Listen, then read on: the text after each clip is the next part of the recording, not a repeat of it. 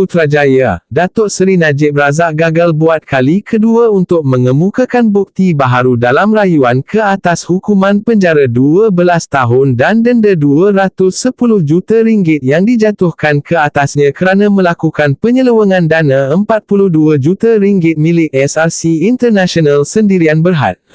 Ini adalah selepas panel 5 hakim dipengerusikan Ketua Hakim Negara Tun Tengku Maimun Tuan Mat sebulat suara menolak permohonan bekas Perdana Menteri itu selepas mendengar hujahan Ketua Peguam Najib Tan Sri Muhammad Syafiq Abdullah dan Timbalan Pendakwa Raya Ad Hoj Datuk V.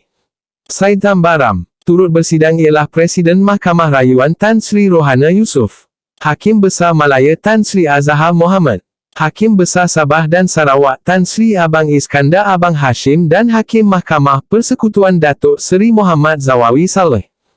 Dalam keputusannya, Tengku Maimun berkata permohonan untuk memasukkan bukti tambahan itu tidak memenuhi keperluan undang-undang.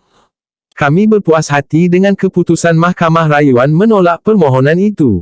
Kami mendapati permohonan ini tidak mematuhi keperluan undang-undang. Tiada kesilapan untuk dirayu. Dalam keadaan ini, permohonan ini ditolak, kata Tengku Maimun. Tengku Maimun berkata mahkamah tidak nampak bagaimana bukti yang ingin dikemukakan relevan kerana dakwaan berkaitan bukti itu merujuk kepada satu perbicaraan yang masih belum selesai di Mahkamah Tinggi, iaitu perbicaraan satu Malaysia Development Berhad 1 MDB dan bukan kes ini. Kami tidak bersetuju dengan perayu Najib bahawa kaitan dengan bukti itu perlu dinilai menerusi isu-isu berkenaan sahaja tanpa perlu melihat kepada pertuduhan atau pertuduhan-pertuduhan. Pada pandangan kami, isu-isu dalam sesebuah kes adalah sukar untuk dipisahkan hubungannya kepada pertuduhan atau pertuduhan-pertuduhan. Isu itu tidak asing dari segi konsepnya daripada isu yang akan dibicarakan dalam sebuah kes sivil yang mengaitkan kembali punca tindakan merayu dalam rayuan. Isu dalam kes jenayah sebagai contoh mengaitkan kembali kepada pertuduhan dan unsur di dalam pertuduhan. Di sini isu yang menjadi persoalan ialah pengetahuan perayu berhubung dana berjumlah RM42 juta itu.